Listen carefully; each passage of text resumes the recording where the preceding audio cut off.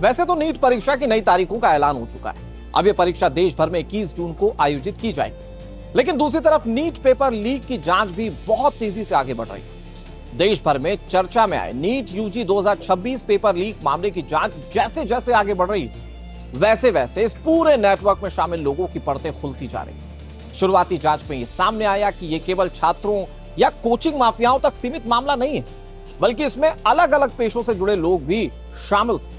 जांच में महाराष्ट्र के पुणे और अहिल्यानगर से पकड़े गए आरोपियों में एक वो महिला है जो ब्यूटिशियन का काम किया करती है और ये महिला प्रमुख रूप से शामिल थी।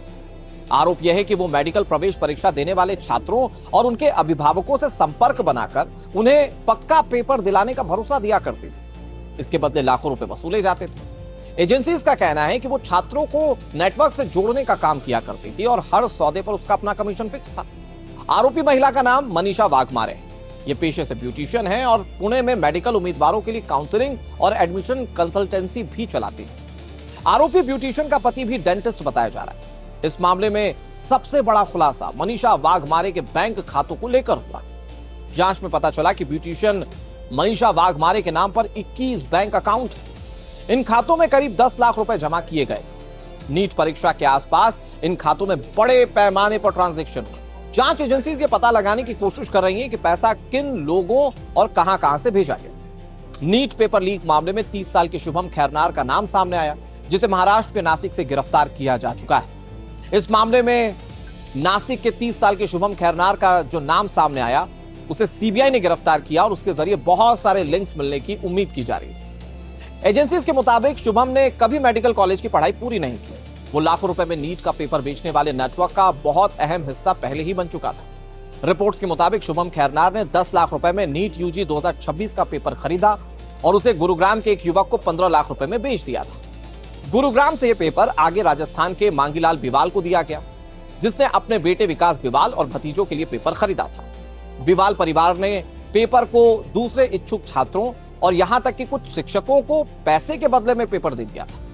जब जांच एजेंसीज ने खंगालना शुरू किया तो आखिरकार शुभम खैरनार को नीट का पेपर कहां से मिला, तो इसी जांच के दौरान धनंजय लोखंडे नाम के एक व्यक्ति का नाम भी सामने आया। धनंजय लोखंडे को नीट पेपर लीक का सोर्स माना जाता है। धनंजय लोखंडे बेंगलुरु से पढ़ाई के बाद पुणे में प्रैक्टिस कर रहे थे। अब नीट पेपर लीक केस में वो सीबीआई की गिरफ्त में आ चुका है।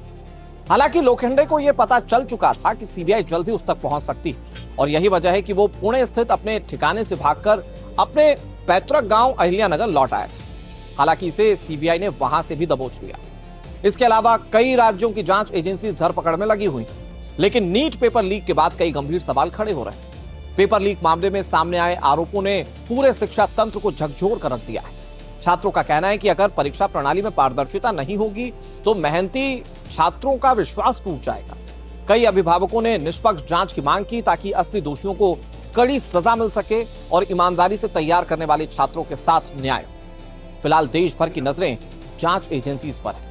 यह मामला केवल एक परीक्षा तक सीमित नहीं है, बल्कि लाखों छात्रों के भविष्य और शिक्षा व्यवस्था की विश्वसनीयता पर यह मामला एक सवाल बन चुका है।